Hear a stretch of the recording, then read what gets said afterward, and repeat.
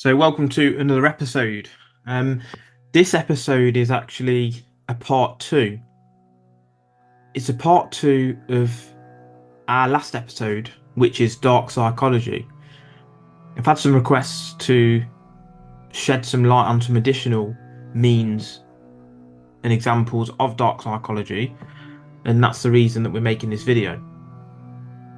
So, following on, really, then. So, another example is what's called projection. Projection. And this is a defense mechanism where an individual may attribute their undesirable traits, feelings, behavior onto another person. For example, a cheating partner might accuse their other partner of being unfaithful. You see this all the time, don't you? Oh, why did you cheat? Oh, because I thought you were cheating. That's projection. The impact of this is it can shift blame and responsibility, and subsequently makes the target feel guilty for actions they actually didn't commit. And that can lead to confusion and self-doubt. The next one is what's called dehumanization. And it sort of alludes to what it is in the description or the word itself. And that's where you treat others as less than human and strip away their dignity or humanity. An example of this may be that you refer to a particular group of people as animals or monsters, and you do this to justify their harmful behaviour, as if you wouldn't expect anything else from this type of person. The impact of this can lead to levels of abuse and violence to those type of people, because it makes it easier for a new aggressor to inflict harm on those people because they are less than human. The next one is what's called triangulation. So obviously the word triangle can probably help to explain this. But this is where you manipulate a situation by involving a third party to create conflict and maybe even gain control. So a person may tell one friend that another friend said something negative about them, and basically creating an element of conflict. It can create distrust and weaken relationships. That's the impact. And the manipulator gains power by positioning themselves as the mediator in this. So, oh, I didn't do anything wrong. It was this other person that said something about you. And actually that can then build trust between those two people. And essentially you gain control in that relationship. The next one is the dark triad. So the dark triad are 3 personality traits. They are narcissism, Machiavellianism, and psychopathy. So you're a narcissist, you're Machiavellian, or you're a psychopath. So an example may be that a business leader or CEO or manager manipulates others for personal gain, and that's Machiavellianism. He may lack empathy, which is psychopathy, and he may seek constant admiration from others. That's narcissism. You see these behavior types in many people, but it's not very common to find them all 3 in one person. And when you do, they are very manipulative. The impact of this is individuals with these traits can be harmful in relationships, workplaces, and they will use others without remorse. They don't see anyone as individuals, they see them as figures and numbers. What can they give me? What attributes do they have that I need? And how can I generate something from them?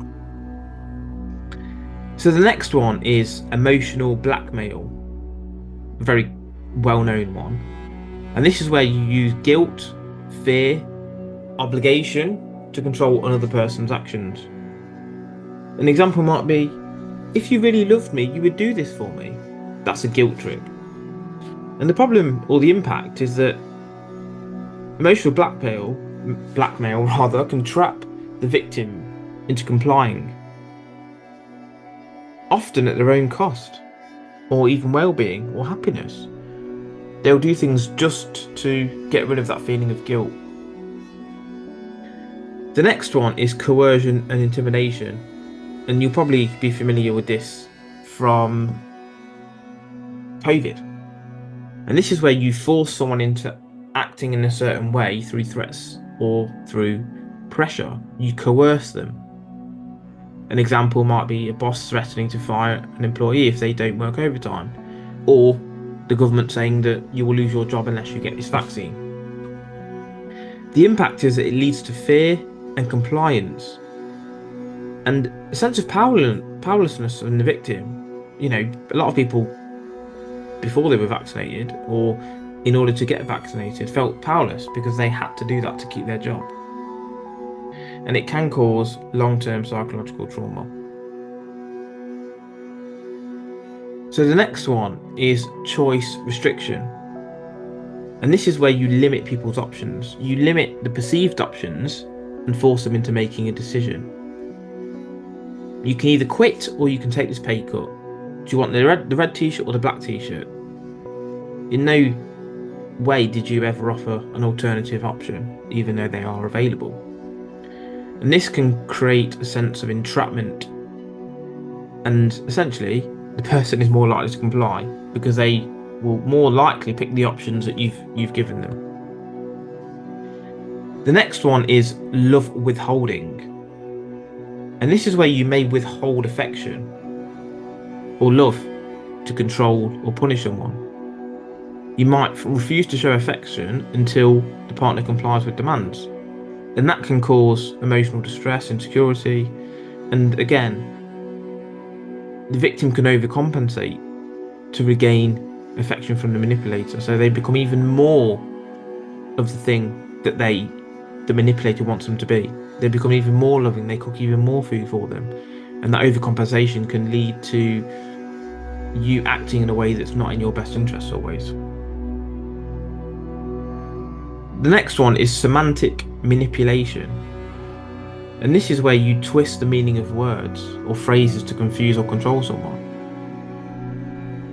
You can redefine the terms of a conversation just through the use of these words or phrases, and what it can do is cause cognitive dissonance, and the victim can question their memory. So it's kind of like gaslighting to an extent. In fact, it probably is synonymous with that. The next one is revealing secrets. This is where, it doesn't really take much explanation, this, but it's using private information against someone for manipulation. You might have heard, if you don't do what I want, I will tell everyone about your past. That's revealing secrets, and in some ways blackmail, isn't it?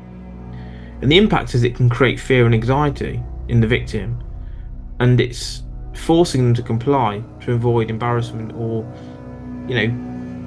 damage to their reputation. Next one is actually officially guilt tripping. So this is where you obviously make someone feel guilty about what they're doing. You might say, or may have heard, after all I've done for you, this is how you repay me. This guilt trip can deeply manipulate someone into doing things they don't want to do, and can actually drain them emotionally. The next one is social scalping. This is where you leverage social dynamics to create insecurity and diminish other people's status. You might exclude a friend from social events to make them feel left out, and you can actually lower their self-esteem and isolate the victim. And they then want to validate or seek validation with you, because you say, well, actually, what do I need to do to get into your good books? And they can start acting in your best interest as opposed to theirs.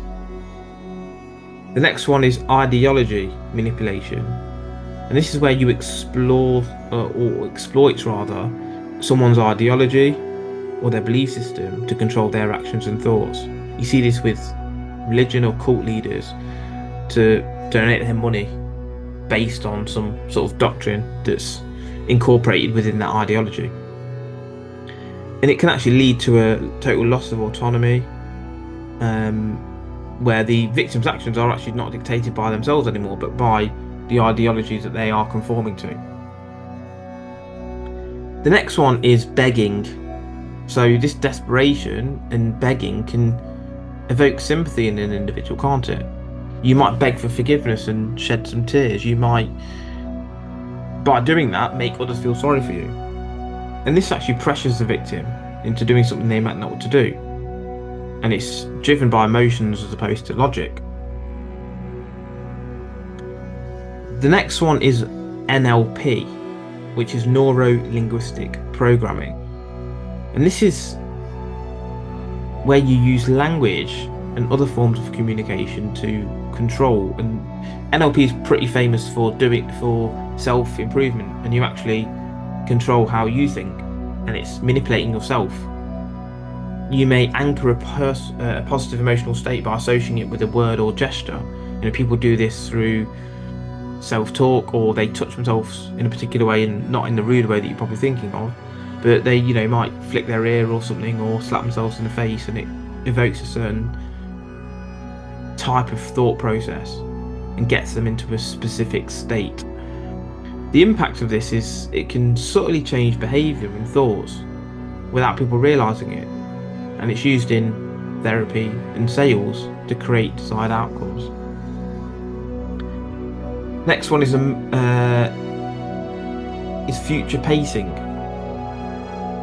which is where you suggest a future scenario that leads someone into making a decision now. Imagine how great your life would be if you invest in this now. Imagine 5 years down the line and you've got an extra 30,000. This leverages a future desire against a current action, and it can lead to rushed decisions or those that are maybe poorly thought out. Emotional manipulation, pretty similar to some of the other ones, but we'll go through this one anyway. It's playing on people's emotions, and you can maybe act disinterested in someone to make them chase your attention or validation.